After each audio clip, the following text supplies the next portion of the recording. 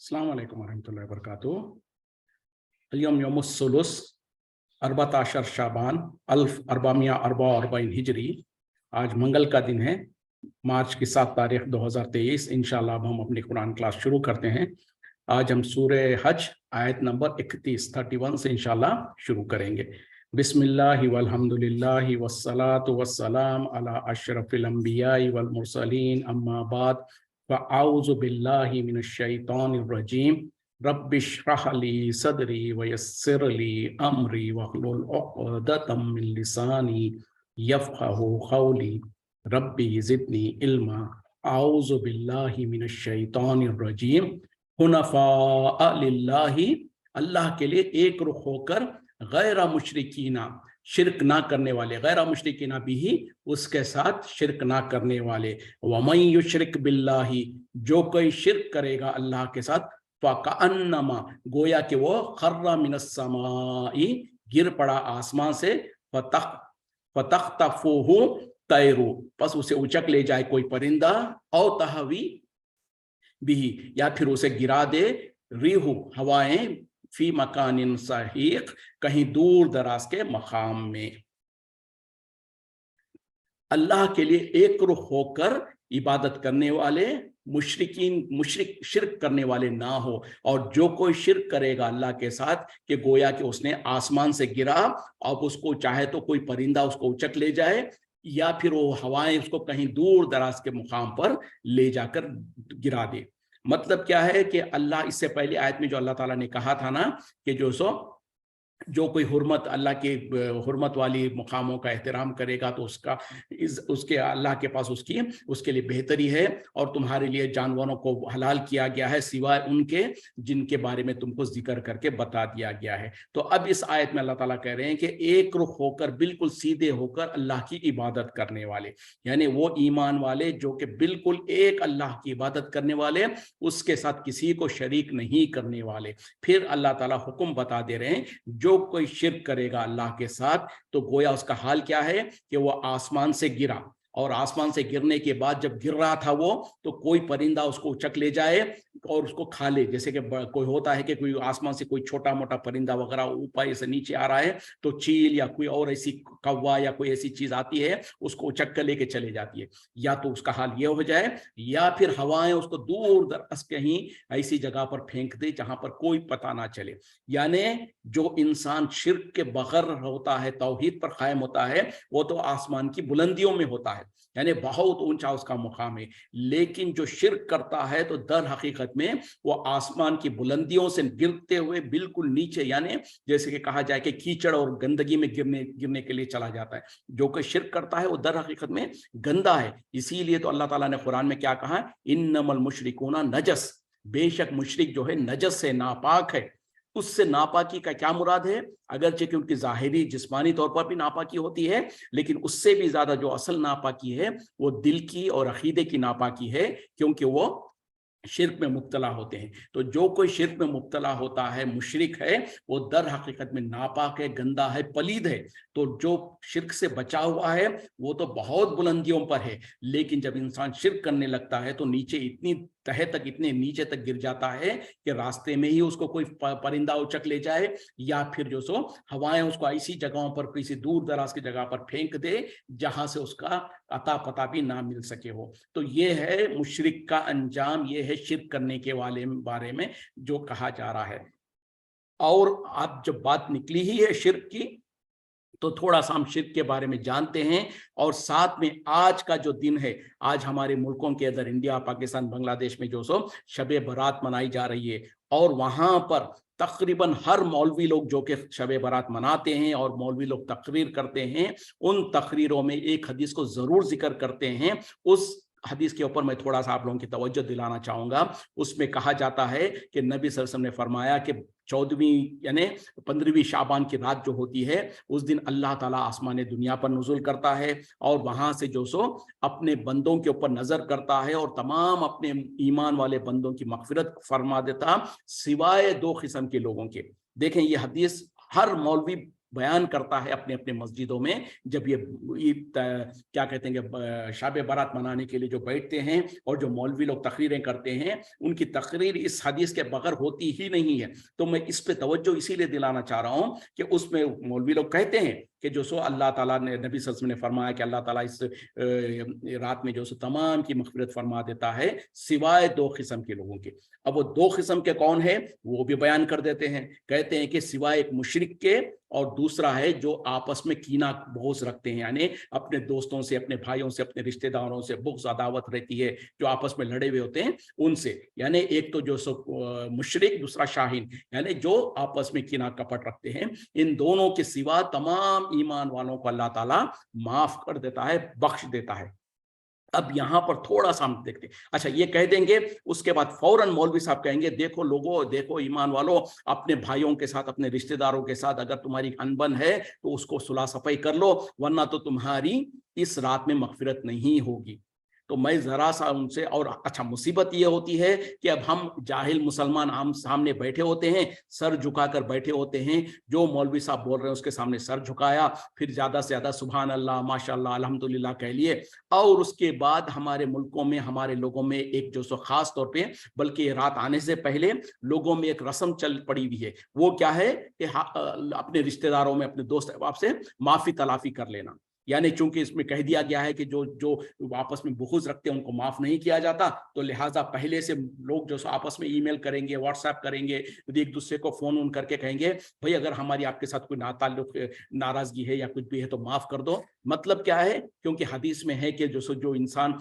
آپس میں بغض رکھتا ہے اس کو معاف نہیں کیا جاتا۔ بہت اچھی بات ہے، آپ نے معافی مانگ لیا، یہ بھی بہت اچھی بات ہے، لیکن ذرا سا ہم یہ توجہ کیوں نہیں دیتے ان 2 پوائنٹس میں؟ یہ تو دوسری پوائنٹ تھی، یعنی جس حدیث کے اندر جو بات بیان کی گئی ہے کہ اللہ تعالیٰ 2 قسم کے لوگوں کے سوا سب کو معاف کر دیتا ہے، تو 2 میں کون ہے؟ ایک تو مشرک، دوسرا جو ہے وہ جو کہ آپس میں بغض رکھتے ہیں۔ تو اب میں آپ سے پوچھنا چاہتا ہوں، وہ مولویوں سے پوچھنا چاہتا ہوں کہ بھئی آپ فرسٹ پوائنٹ کو جمپ چھوڑ کے سیکنڈ پوائنٹ پہ کیوں جمپ کر دیے، اور سیکنڈ پوائنٹ پہ اتنی سٹریس کیوں دیتے ہو کہ بھئی تم آپس میں رشتہ داریاں ہیں تو اس میں ناراضگیاں ہیں تو دور کرو؟ یہ تو ٹھیک ہے، اس سے بھی پہلے جو اہم جو پوائنٹ تھی کہ جو شرک کرتا ہے، اس پوائنٹ پہ کیوں آپ بات نہیں کرتے؟ اس پوائنٹ پہ لوگوں کو کیوں توجہ نہیں دلاتے؟ اس پوائنٹ پہ لوگوں کو سمجھاتے کیوں نہیں کہ شرک کس چڑیا کا نام ہے، شرک کس بلا کا نام ہے، اور کیا کرنے سے شرک ہو جا سکتا ہے، اور کون مشرک ہو سکتا ہے؟ کیوں کہ یہ بات بولیں گے تو پھر مولوی صاحب خود پھنسیں گے، اور جہاں وہاں پر جو جاہل سے جاہل بھی جو بیٹھا ہوا ہوگا نا، اس کے کان بھی تیز ہویں گے، وہ بھی بیچارہ جاہل، اگر کوئی رکشہ چلانے والا بھی ہے، ان پڑھ جاہل بھی ہے، اس کے سامنے بھی اگر شرک کا تھوڑی سی تعریف کر دیں گے، تھوڑا سا ایکسپلینیشن دے دیں گے، تو وہ بیچارہ وہ بھولا بالا آدمی بھی کہے گا مولوی صاحب آپ کہہ رہے ہیں کہ یہ سب کرنے سے شرک ہوتا ہے، لیکن آپ اور آپ کے تمام بڑے ہم کو یہی تو کرنے کو کہہ رہے ہیں۔ ہم ہمیشہ بولتے ہیں کہ یہ بزرگان دین ہے یا اولیاء اللہ ہے، ان کی نظر و نیاز کرو، ان کے ساتھ احترام کرو، یہ کرو، فلاں کرو، فلاں کرو، یہ سب تو آپ جو تعریف کر رہے ہیں، آپ جو بیان کر رہے ہیں کہ ان کاموں سے شرک ہو جاتا، اور یہ شرک ہے، تو پھر جو ہم سے کروایا جاتا ہے سال بھر، وہ سب بھی تو شرک ہی ہے۔ تو مولوی صاحب جان بوجھ کر جو سو پہلی پوائنٹ پر سٹریس نہیں دیتے، پہلی پوائنٹ کو اگنور کر دیتے ہیں، اور دوسری پوائنٹ پر لوگوں کو لگا دیا ہے کہ آپس میں جو سو اختلافی ہے جو بھی کیا ہے تو آپس میں رفع دفع کر لو۔ بہت اچھی بات ہے، آپس میں نا اتفاقیاں نہیں رکھنی چاہیے، اگر نا اتفاقیاں ہیں تو ان کو دور کر لینا چاہیے، لیکن اس سے بھی پہلے جو سب سے پہلی جو پوائنٹ ہے وہ دین کا اساس ہے، یعنی جو کوئی شرک کرتا ہے یقیناً شرک کرنے والا مشرک ہو جاتا، اور جو مشرک ہو جاتا ہے اگر وہ توبہ کرے بغیر دنیا سے چلا جائے، وہ اس کی وفات ہو جائے، اسی پر انتقال ہو جائے، تو قرآن کا 2 ٹوک فیصلہ ہے، اللہ تعالیٰ نے کہہ دیا وَمَن يُشْرِكْ بِاللَّهِ فَقَدْ حَرَّمَ اللَّهُ عَلَيْهِ الْجَنَّةَ، جو کوئی اللہ کے ساتھ شرک کرتا ہے اس پر ہم نے جنت کو حرام کر دیا، وَمَأْوَاهُ النَّارُ، اور اس کا ٹھکانہ جہنم ہے، وَمَا لِلظَّالِمِينَ مِنْ أَنصَارٍ، اور ایسے ظالموں کے لیے کوئی مددگار نہیں ہے۔ تو پتہ کیا چلا، جیسے کہ حدیث میں بھی کہا گیا کہ سوائے مشرک کے، اور جو مشرک ہوتا ہے اگر وہ شرک کرتے کرتے اسی حالت میں مر گیا تو اللہ کا فیصلہ یہ ہے کہ وہ تو جہنم میں جائے گا سیدھا، اس کا ٹھکانہ جہنم ہے، اور اس کے اوپر جنت کو حرام کر دیا گیا ہے۔ تو اب میں آپ سے پوچھنا چاہتا ہوں، ان مولویوں سے پوچھنا چاہتا ہوں، आपने अवाम उन्नास को जो सो आपस में नाइत्तेफाकियों को दूर करने पर तो लगा दिया, ठीक है, उन्हें वक्ती तौर पर उसने आपस में नाइत्तेफाकियों को दूर कर लिया और क्वालिफाई तो हो गया कि अब अल्लाह ताला माफ करे, लेकिन वहां पर उसने पहला पॉइंट तो कर रहा है, वो शिर्क में तो मुब्तला है। अब शिर्क में से तो आपने निकाला नहीं उसको, शिर्क क्या चीज है बताया नहीं उसको, शिर्क से डराया नहीं, शिर्क के बारे में समझाया नहीं। तो एक अगर आपने पॉइंट क्लियर करवा लिया उसकी, तो पहली पॉइंट जो इससे भी ज्यादा अहम थी वो तो वहीं का वहीं रही। तो फिर आपने उसको कौन सा उसके साथ मदद किया, उसको कौन सा फायदा करवाया, बल्कि जहां का वहीं रह गया। वो साल के 11 महीने तक पूरा वो शिर्क में मुब्तला था। आपने ये एक महीने के साल के एक रात में उसको बिठाया, समझाया, तो वहीं पर अगर आप उसको बिठा के समझाते भी पहले जो सो बेटा शिर्क ये चीज होती है, शिर्क कर ये कामों से शिर्क हो जाता है और ये शिर्क करने वाला मुशरिक हो जाता, और जो मुशरिक होता है उसको अल्लाह ताला इस रात में नहीं बख्शता, और ये कि जो है सो अल्लाह ताला जो सो कभी ऐसे मुशरिक को माफ नहीं करता। तो लिहाजा सबसे पहले तुम अपने आप को, अपने आमाल को, अपने अकायद को शिर्क से पाक कर लो, फिर उसके बाद आपस में एक दूसरे के साथ अगर नाराजगियां हैं तो उसको दूर करो। ये दोनों चीज अगर आप करवाते तो फिर तो मैं तो बोलता हूं कि वो क्या कहते हैं कि शबे बारात में जागना और मौलवी साहब का चीख चीख कर बयान करना और पब्लिक का वहां पर बैठकर सुनना, ये सब कुछ कारामात हो जाएगा और वो सब फायदे हो जाएगा। लेकिन काश कोई मौलवी ये समझाए तब तो ना, और वो मौलवी साहब समझाएंगे उस वक्त में ही समझाएंगे जब वो उससे पाक होंगे। वो खुद पाक नहीं है, वो खुद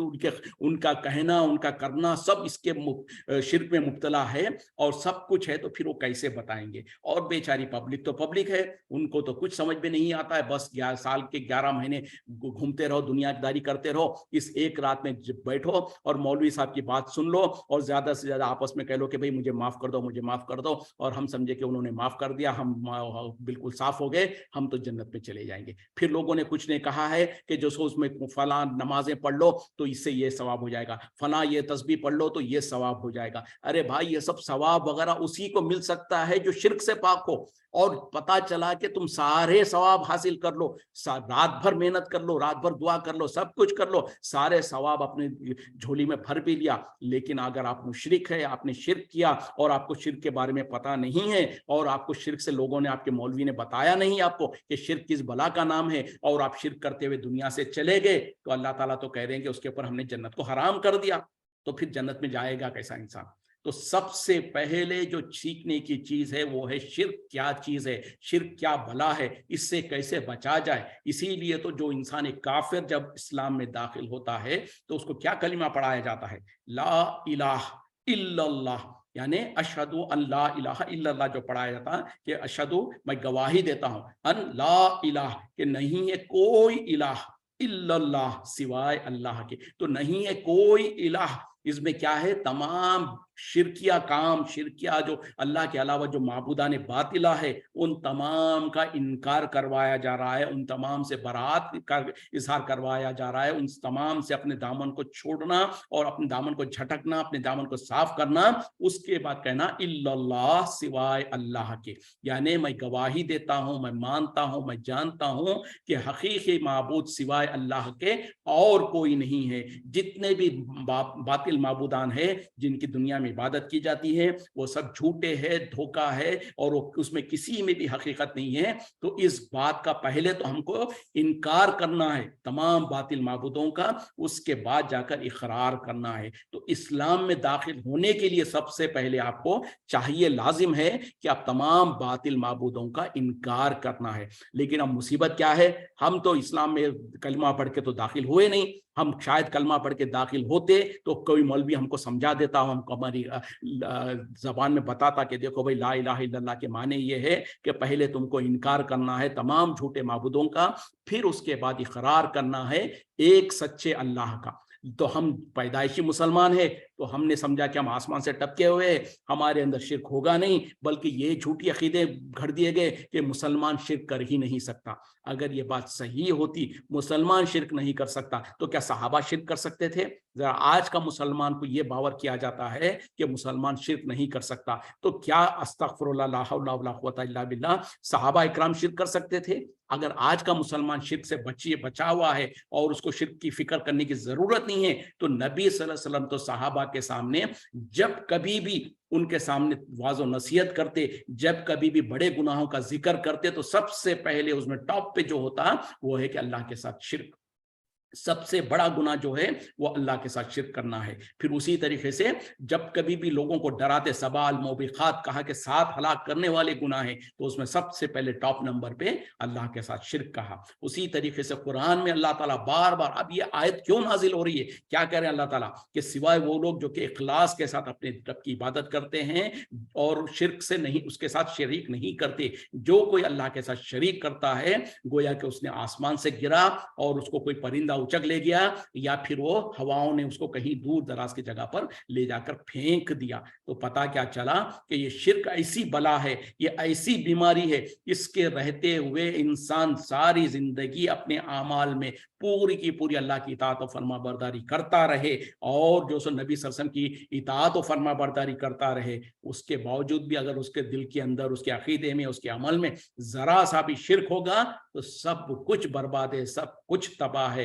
क्योंकि अल्लाह ताला ने वाज़े तौर पर कुरान में कह दिया। और उसी तरीके से क्या कहा, वो वमन युशरिक बिल्लाहि फ़क़द हर्रम, सॉरी ये, और क्या कहा, मैं युशरिक, जो कोई शिर्क करेगा अल्लाह के साथ, अल्लाह ताला उसको तो हरगिज़ माफ नहीं करेगा, उसके अलावा जिसको चाहे जो गुनाह चाहे माफ कर दे। यानी कोई इंसान जो सो दुनिया के तमाम के तमाम नेकियां, जो जो नेकी हो सकता सब कुछ नेकियां करके गया, साथ में उसने जरा सा भी शिर्क करके गया है, यानी उसके आमाल में, उसके अकीदे में जरा सा रत्ती बराबर भी अगर शिर्क होगा तो अल्लाह ताला उसकी तमाम नेकियों को बर्बाद कर देगा और उसके शिर्क को हरगिज माफ नहीं करेगा। हाँ, दुनिया में वो जिंदगी में रहते हुए अगर उसकी सारी जिंदगी उसने शिर्क करता रहा, लेकिन उसको एहसास हो गया, आज की रात जो मुसलमान लोग जाके मस्जिदों में बैठते हैं, वहां पर मौलवी लोगों को अल्लाह तौफीक दे कि इस पहली पॉइंट पर भी बताएं और बताएं कि देखो मियाँ, तुम जो शिर्क है ये इस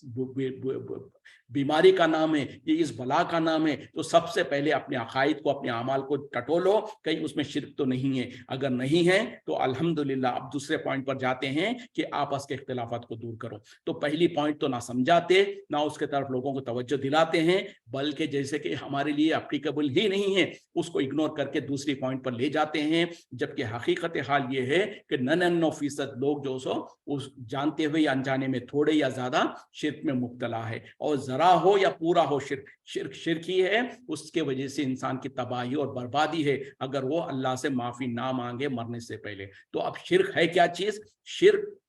मुख्तसर अंदाज में, जैसे कि हम और आप जो सो यानी पार्टनरशिप, जैसे कि दुनिया में कोई इंसान कारोबार करता है तो क्या करता है, अपने साथ किसी को पार्टनर बना लेता। भाई मैं अकेला आदमी नहीं काम कर सकता तो मैं 1 या 2 या 3 लोगों को पार्टनर बना लेता हूं। तो मैं क्या कहता हूं, मेरे इस कंपनी में, मेरे इस काम में ये मेरे शरीक है। किसी भी काम में दो इंसान मिलकर काम करे तो ये दोनों शरीक है। जैसे कि आमतौर पर हम उर्दू में भी कहते हैं शिराकतदारी, शिरकत कीजिए, हमारे साथ जो सो खाने पर शिरकत कीजिए। इस तरीके से जो भी ये होता है आमतौर पे हम उर्दू अल्फाज में इस्तेमाल करते हैं कि शरीक करना, यानी बराबरी के साथ मिला लेना। तो ये आम तौर पे जो जबान में इस्तेमाल करते हैं वही अंदाज में अरबी जबान में भी शिर्क कहा जाता है। मतलब क्या है, और इस्लाम के अंदर, शरीयत के अंदर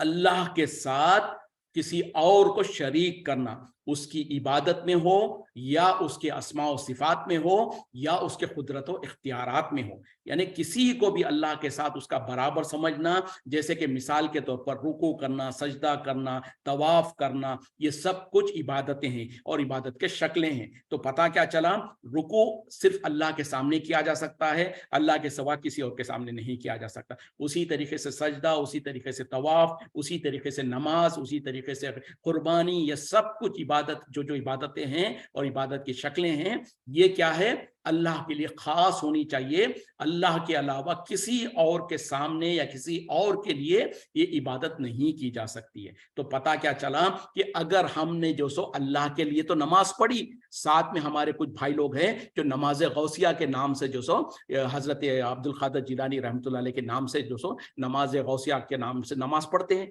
अल्लाह उनको हिदायत दे। तो नमाज अल्लाह के लिए थी, किसी ने क्या करा, अब्दुल कादिर जिलानी रहमतुल्लाह अलैह जिसको लोग गौसे आजम कहते हैं, उनके लिए नमाज कायम कर दिया। तो क्या उसने शिर्क किया कि नहीं किया, आप खुद फैसला कीजिए। उसी तरीके से रुकू करना, सजदा करना, ये इबादत की शक्लें हैं, ये अल्लाह के सिवा किसी और के साथ नहीं किया जा सकता। अब हम अपने आंखों से देखते हैं, कितने ही लोगों को देखते हैं खबरों के पास जाकर, दरगाहों के पास जाकर बाज आफ्ता जो सो सजदा करते हैं, रुकू भी करते हैं, वो खबरों का तवाफ भी करते हैं। यानी 3 किस्म की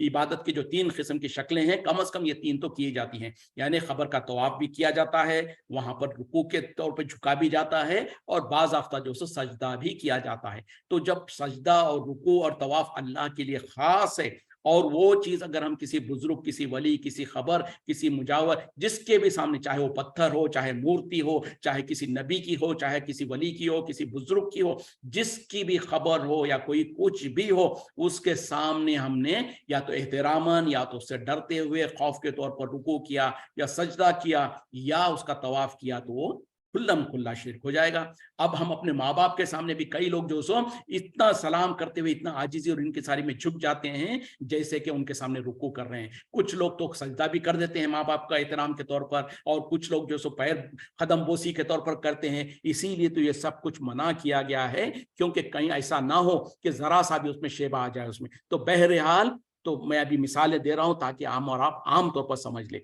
तो इबादत की जितनी भी शक्लें हैं, कुर्बानी है, कुर्बानी जो सो ईद उल अधा के वक्त में हम अभी जैसे कि यहाँ पर भी कुर्बानी के जानवरों का कुर्बानी का जिक्र आ रहा है, तो कुर्बानी जो सो इबादत की एक शक्ल है, बल्कि बहुत बड़ी एक इबादत है, जो सिर्फ और सिर्फ अल्लाह की रजा के खातिर की जा सकती है। यानी जानवर को ज़िबा करना अल्लाह के रजा के खातिर, इसको कुर्बानी कहा जाता है। लेकिन आज हमारे मुल्कों में कितने ही लोग हैं जो कि जानवरों को पाल के रखते हैं, 6-6 महीनों से, 4-4 महीनों से, 1-1 साल से पाल के रखते हैं। उनसे पूछेंगे क्यों, तो कहेंगे कि फला दरगाह पे हमने नजर मानी है, वहां पर ले जाके इसको ज़िबा करना है। अगरचे कि वहां पर जाकर ज़िबा करते वक्त में आपने बिस्मिल्लाह अल्लाहु अकबर ही कहा, लेकिन मकसद क्या था, उस दरगाह वालों को, उस खबर वालों को उसको राजी करना था, उनको खुश करना था। तो ये भी जो सो अल्लाह के अलावा के लिए कुर्बानी करने में आ जाएगा, और ये भी हराम हो जाएगा। तो इसी तरीके से,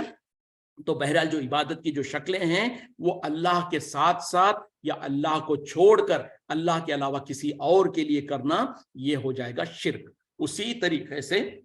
अल्लाह का जो कुदरत है, ताकत है, यानी अल्लाह हमको पैदा करता है, अल्लाह हमको मारता है, अल्लाह ताला हमको जिलाता है, अल्लाह ताला हमको रिस्क देता है, अल्लाह ताला जिसको चाहे उसको इज्जत दे, जिसको चाहे उसको जलील करे, ये सब, ये और इसके अलावा बहुत सारी जो सिफतें हैं। तो अब ये सिफतें सिर्फ अल्लाह के लिए है, अल्लाह के लिए खास है। अब कोई इंसान ये कहें कि रिस्क अल्लाह भी देता है, और फला दरगाह और फला बाबा के पास जाएंगे हम तो वहां से भी हमको रोजगार मिलती है। कोई बीमार हो गया तो कहें कि अल्लाह भी शिफा देता है, लेकिन अल्लाह हमारी नहीं सुनता, तो लिहाजा हम फला के दरगाह पे जाते हैं, फला पर जगह जाते हैं, तो वहां से हमको शिफा मिल जाती। तो पता क्या चला, शिफा देने वाला तो अल्लाह था, लेकिन हमने जो सो किसी और को ये जरिया बना दिया, या ये समझा कि ये भी हमको शिफा दे सकते हैं, और जैसे अल्लाह देता है वैसे ये भी शिफा देते हैं। बल्कि कभी कई बार होता क्या कि अल्लाह से नाउमीद होकर, अल्लाह से भरोसा छोड़कर लोग समझते हैं कि फला दरगाह, फला बाबा के पास जाएंगे तो यहां से हमको शिफा मिल जाएगी। अल्लाह के सामने हम रोते हैं,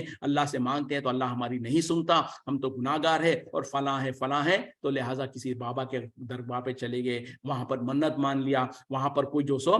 धागा बांध कर आ गए, वहां पर कोई कुफल बांध कर आ रहा है, कोई कुछ कर रहा है, तो ये तमाम की तमाम चीजें भी शिर्क हो जाएगी। तो ये दूसरा किस्म का शिर्क है। अब तीसरे किस्म का शिर्क और एक जो है, वो ये है कि अल्लाह ही है जिसको तमाम गैब का इल्म है, जो कुछ हो चुका, जो कुछ हो रहा है, जो कुछ होने वाला है, आसमानों के बुलंदियों में, समंदरों के तहे में, रात में, दिन में, कोई भी कहीं पर भी कोई ऐसी चीज नहीं है जो अल्लाह से छुपी हुई हो या जिसका अल्लाह को इल्म ना हो। और सब कुछ पूरा का पूरा मुकम्मल हर चीज का इल्म, और जो कुछ हो चुका, जो कुछ होने वाला है, ये सब कुछ इल्म सिर्फ और सिर्फ अल्लाह के पास है। और इल्म गैब जो कहते हैं खास तौर पे, यानी गैब का इल्म। गैब क्या चीज है, मेरे सामने दीवार है, दीवार के पीछे क्या है मेरे को पता नहीं है, गैब है ये। तो अगर मैं दावा करूं कि गैब दीवार के पीछे क्या है, तो मैं गैब का इल्म हासिल होने का दावा कर रहा हूं। तो उसी तरीके से जो हो चुका या मुस्तकबिल में होने वाला है, इसके बारे में अगर हम कहें कि फला जो है उनको भी इसका इल्म होता है, फला जो है उनको भी पता चल जाता है, वो कोई अगर चोरी करा तो कौन चोरी करा इसका उसको इल्म हो जाता है, या मुस्तकबिल में क्या क्या होने वाला है फलां को भी पता चलता है। अगर इस तरीके का हमने अकीदा रखा तो दर हकीकत में जो अल्लाह की जो सिफत थी, अल्लाह की जो खूबी थी, अल्लाह का जो ये एक इल्म गैब का जो सिफत है वो अल्लाह के पास थी, लेकिन हमने समझा कि अल्लाह के अलावा भी किसी किसी के पास ये गैब का इल्म होता है। यहाँ तक कि हद क्या हो गई है, हमारा अकीदा क्या है कि वो बुजुर्गान दीन, वो जो सो अल्लाह के नेक बंदे, जो औलिया अल्लाह है, जो दुनिया से जा चुके हैं, जो अपने खबरों में मदफून हैं, उनके बारे में हमने ये गुमान करा, उनके बारे में हमने ये सोच लिया, उनके बारे में हमने ये अकीदा रख लिया कि उनके खबर के ऊपर कोई आकर जो सो उनसे दुआ मांगता है तो वो दुआ को सुनते भी हैं, उनकी मदद भी करते हैं। और उसी तरीके से खबर पे आके मांगना तो दूर, 100 किलोमीटर दूर से अगर कोई जो सो उनको पुकारता है या दिल ही दिल में उनको उनके लिए जो सो उनसे मदद मांगता है तो उनकी दुआओं को कबूल करते हैं, उनकी मदद करते हैं। तो ये कहना क्या है, दर हकीकत में जो अल्लाह की सिफत थी, यानी इंसानों के दिलों में जो वसवसे उठते हैं उसको जानना, इंसानों के दिलों के अंदर के भेदों के राज को जानना, इंसानों की ख्वाहिशात को पूरा करना, इंसानों की मुसीबतों को दूर करना, अपने बंदों के ख्वाहिशात को पूरा करना, उनकी ज़रूरतों को पूरा करना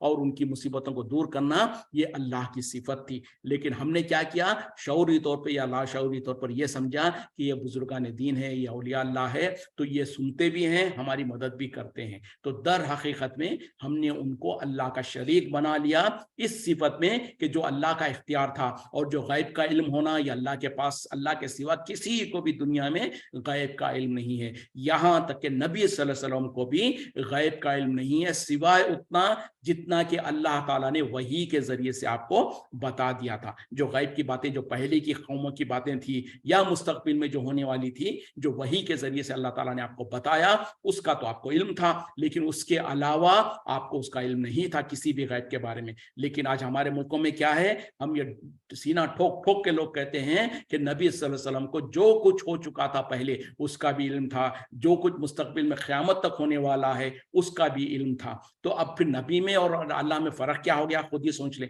जब अल्लाह को भी इतना ही इल्म है, नबी को भी इतना ही इल्म है, तो क्या हमने नबी को अल्लाह का शरीक बनाया कि नहीं बनाया? यकीनन बनाया। और जो शिर्क करता है उसको शब बारात की रात में अल्लाह ताला माफ़ नहीं करता, लेकिन हमारे बेचारे लोगों को पता नहीं है, यही अक़ीदा रखे हुए हैं और जा रहे हैं और खुश होकर आ रहे हैं कि अल्लाह ने हमको माफ़ कर दिया। तो ये तमाम चीज़ें ऐसी हैं जो हमको समझना और जानना ज़रूरी है, और जब तक कि हम इसको नहीं समझेंगे, नहीं जानेंगे, चाहे आप ढेरों आमाल करते रहें, जो आमाल करते रहें आपकी, और अगर उसी हालत में इंतकाल हो गया तो कभी अल्लाह ताला बख्शेगा नहीं, अल्लाह ने वादा कर रखा है। तो ये थोड़ी सी 2-3 मिसालें मैंने बयान किया। उसी तरीके से जो सो खास तौर पे जो लोग बुजुर्गान दीन, औलिया अल्लाह के खबरों के पास, मज़ारों पे जाने के आदी है, उन लोगों के अंदर जो अकीदा होता है कि जो खबर वाले हैं वो सुन रहे हैं, जबकि कुरान का फैसला क्या है कि जो दुनिया से जा चुका, जो इंतकाल कर चुका, वो नहीं सुन सकता। अल्लाह ताला ने वाज़े तौर पर कुरान में नबी सल्लल्लाहु अलैहि वसल्लम को हुक्म देके कहा, नबी सल्लल्लाहु अलैहि वसल्लम मुखातिब होकर कहा, ए नबी सल्लल्लाहु अलैहि वसल्लम, आप उनको नहीं सुनवा सकते जो खबरों में मदफून है। दूसरे जगह पर और एक आयत में आपने कहा कि आप उनको नहीं सुना सकते जो दुनिया से जा चुके, जो मर चुके हैं। तो दोनों आयतों के जरिए से नबी सल्लल्लाहु अलैहि वसल्लम को जब अल्लाह ताला कह रहे हैं, तो क्या पता चला, नबी सल्लल्लाहु अलैहि वसल्लम किसी भी खबर वाले को नहीं सुना सकते, तो क्या आप और हम सुना सकते हैं? जरा सोचने की बात है। इसीलिए तो अल्लाह ताला ने नबी का मुखातिब दिया। अगर अवामुन नास को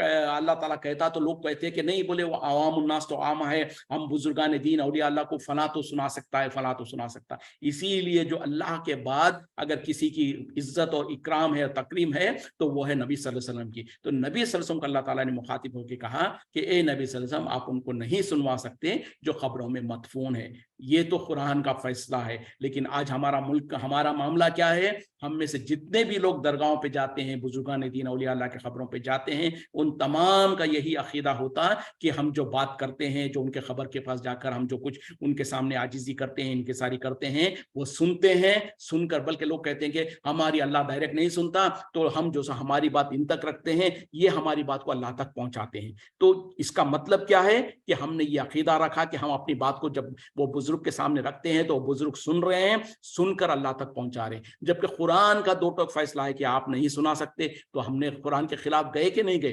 اب اس چھوٹے سے غلط عقیدہ رکھنے کی وجہ سے سارا کا سارا شرکیہ کام چلنے لگا۔ اگر اس ایک عقیدے کو انسان درست کر لے اور قرآن کے مطابق اپنا عقیدہ کر لے کہ جو دنیا سے جا چکا، جو انتقال کر چکا، چاہے وہ عام انسان ہو، چاہے وہ بزرگ ہو، چاہے ولی ہو، جو بھی ہو، وہ نہیں سن سکتا، کیونکہ اللہ نے قرآن میں کہہ دیا اے نبی صلی اللہ علیہ وسلم آپ نہیں سنوا سکتے۔ جب آپ نہیں سنوا سکتے تو دنیا کی کوئی طاقت، کوئی انسان نہیں سنوا سکتا۔ تو اگر ہمارا عقیدہ اس پر مضبوط ہو گیا کہ جو دنیا سے جا چکا، جو مر گیا، جو وفات پا گیا، وہ انسان نہیں سن سکتا، تو معاملہ ختم۔ جب نہیں سن سکتا تو ہم اس کے خبر کے پاس نہ جائیں گے، نہ ان کے خبر کے، یعنی پتھر کے سامنے کھڑے ہو کر کوئی بات کرے گا، کوئی کرے گا تو دوسرے والا دیکھ کے بولے گا یہ پاگل ہو گیا، اس کو لے کے پاگل خانے میں ڈالو۔ جس طریقے سے ہم کو یہ یقین ہے کہ پتھر کے سامنے کھڑے ہو کر آپ پوری زندگی کھڑے ہو کر اس سے بات کرنے کی کوشش کریں، اس کے سامنے اپنی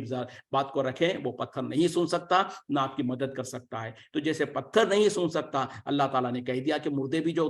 قبروں میں دفن ہیں وہ نہیں سن سکتے، معاملہ ختم۔ تو پھر آپ جب نہیں سن سکتے اور ہمارا عقیدہ یہ صحیح ہو جائے تو پھر معاملہ صحیح ہو جائے گا اور ہمارا عقیدہ بالکل درست ہو جائے گا۔ تو اس طریقے سے جو شرکیہ کام ہے، جو کیونکہ یہ ایسا طویل موضوع ہے، ایک وقت میں اور اس طریقے سے پورا شاید کور نہیں کر پائیں گے، لیکن میں امید کرتا ہوں کہ میرے ساتھیوں کو، آپ تمام سے ادباً گزارش ہے کہ آپ لوگوں نے توجہ دیا ہوگا، اور اگر اس کو سمجھ لیے ہیں کہ شرک کس بلا کا نام ہے اور کتنی خطرناک چیز ہے، اور ہر کوئی شرک کر سکتا ہے، کوئی اس سے بری نہیں ہے، بلکہ نبی صلی اللہ علیہ وسلم تو اسی لیے تو ڈرتے تھے۔ آپ نے کہا کہ مجھ کو ڈر ہے کہ میری قوم، میری امت میں جو سو شرک ایسے داخل ہو جائے گا جیسے کہ چونٹی جو سو رینگتے ہوئے چلتے ہوئے آتی ہے تو نہ اس کی آہٹ سن سکتے ہیں، نہ کسی کو پتا چلتا۔ تو اس طریقے سے شرک میرے امت میں داخل ہو جائے گا، اور سب سے بڑا ہلاک کرنے والی چیز، سب سے پہلی چیز تو شرک ہی ہے، شرک ہے، شرک ہے۔ اس وجہ سے ہم کو سب سے پہلے اپنے آپ کو بچانا ہے، اپنے دامن کو شرک سے بچانا ہے۔ پھر اس کے بعد جو دوسری خطرناک جو بیماری ہوتی ہے، جو مشکل ہوتی ہے، وہ ہے بدعات، یعنی دین کے نام پر، دین سمجھ کر ایسے چیزوں کو، ایسی عبادتوں کو رائج کرنا، یا ایسے چیزوں کا پر عمل کرنا جو نبی صلی اللہ علیہ وسلم نے نہ کیا ہو، نہ کرنے کا حکم دیا ہو، نہ آپ کے سامنے کسی صحابی نے کیا ہو اور آپ نے منع نہیں کیا، کیونکہ یہ تین چیزیں سنت کی طریقہ ہے۔ یعنی یا تو نبی صلی اللہ علیہ وسلم نے کوئی عمل کیا، صحابہ نے دیکھ لیا اور اس کو عمل کیا، یہ تو سنت ہے۔ اسی طریقے سے نبی صلی اللہ علیہ وسلم نے کسی کو حکم دیا ہو کہ یہ عمل کرو تو وہ بھی سنت ہو جاتا ہے۔ اسی طریقے سے تیسرا یہ ہے کہ صحابہ اکرام میں سے کسی نے نبی صلی اللہ علیہ وسلم کے سامنے کوئی عمل کیا ہو اور آپ نے اس کو دیکھ کر اس کو روکا نہیں ہو تو وہ بھی سنت ہو جاتا ہے۔ تو اس تین طریقے سے اگر کوئی عمل ثابت ہے عبادت کی نام بارے میں، خاص طور پہ دین کے اندر، دنیا کے اندر آپ کو آزادی ہے کہ جو چاہے نئی نئی چیزیں۔ اب لوگ کیا کہتے ہیں، ارے یہ بدعت بدعت کہتے ہیں، یہ جو مائک استعمال کرتے ہیں وہ بھی بدعت ہے، یہ لائٹ استعمال کرتے ہیں یہ بھی بدعت ہے، یہ سب کچھ بدعت ہے، تو وہ دین کا مذاق اڑا رہے ہیں۔ تو نبی صلی اللہ علیہ وسلم نے جس بدعت سے منع کیا وہ ہے دین کے بارے میں عبادت سمجھ کر، اللہ کی رضا کے خاطر اور اللہ سے نیکی کا امید کرتے ہوئے، سزا سے بچنے کی امید کرتے ہوئے جو کچھ عمل کریں گے ہم دین سمجھ کے، اس کے لیے لازم اور ضروری ہے کہ اس کے اوپر نبی صلی اللہ علیہ وسلم کی مہر لگی ہو۔ نبی صلی اللہ علیہ وسلم نے یا تو عمل کیا ہو، یا تو کرنے کا حکم دیا ہو، یا آپ کے سامنے کسی صحابی نے کیا ہو اور آپ نے اس کو منع نہ کیا ہو، تو یہ تمام قسم کی چیزوں کو کہا جاتا ہے سنت، اور یہی ہمارے لیے فرض اور ضروری ہے۔ تو آج جو لوگ شب برات منا رہے ہیں ان کو ونس اگین ہم اس عمل کو ڈھونڈتے ہیں، کیا نبی صلی اللہ علیہ وسلم نے کیا؟ نہیں کیا۔ صحابہ نے کیا؟ نہیں کیا۔ تو آج کے دن خاص طور پہ جو حدیث جو بیان کرتے کہ نبی صلی اللہ علیہ وسلم ایک رات جو سو، وہ بلکہ 15ویں رات کے شعبان کی رات کو جو سو آپ جنت البقیع چلے گئے تھے، حضرت عائشہ صدیقہ رضی اللہ عنہ نے دیکھا کہ گھر میں نہیں موجود ہے، تو ڈھونڈتے ڈھونڈتے چلی گئی اور دیکھا کہ آپ بقیع میں ہیں، تو اس کے بعد میں جو سو واپس چلی آئی، جو واقعہ بیان کیا جاتا ہے۔ تو ٹھیک ہے، نبی صلی اللہ علیہ وسلم نے ایک مرتبہ اتفاقاً، اور اس میں جو سو غالباً جہاں تک میرے کو روایت کا یہ ہے کہ وہ 15ویں شعبان ہے، اس کا کوئی تعین نہیں ہے، صرف اگر بالفرض مان بھی لیا جائے کہ 15ویں شعبان کی رات بھی تھی، تو آپ نے ایک مرتبہ کیا، اور حضرت عائشہ صدیقہ رضی اللہ عنہ نے تو دیکھا، تو اگلے سال یا آپ کی زندگی بھر وہ کرتی رہی؟ نہیں کری۔ نبی صلی اللہ علیہ وسلم نے کیا؟ نہیں کیا۔ صحابہ اکرام میں سے کسی نے کیا؟ نہیں کیا۔ تو ہم کو پتا چلتا ہے کہ یہ عمل نہیں کرنے کا ہے۔ تو اس طریقے سے ایک ایک عمل کو آپ دیکھ لیں کہ اگر نبی صلی اللہ علیہ وسلم نے یا صحابہ نے کسی نے کیا ہے تو وہ جو عمل سنت ہے، ورنہ تو بدعت ہے۔ تو شرک کے بعد سب سے بڑا خطرناک جو کام ہے وہ ہے بدعت۔ وقت ختم ہو رہا ہے، اسی پہ اکتفا کرتے ہیں۔ وآخر دعوانا الحمد वल्हम्दुलिल्लाहि रब्बिल आलमीन। सुब्हानक अल्लाहुम्मा बिहम्दिका अशहदु अन ला इलाहा इल्ला अंता अस्तगफिरुका व अतूबु इलैक। अस्सलामु अलैकुम व रहमतुल्लाहि व बरकातुहू।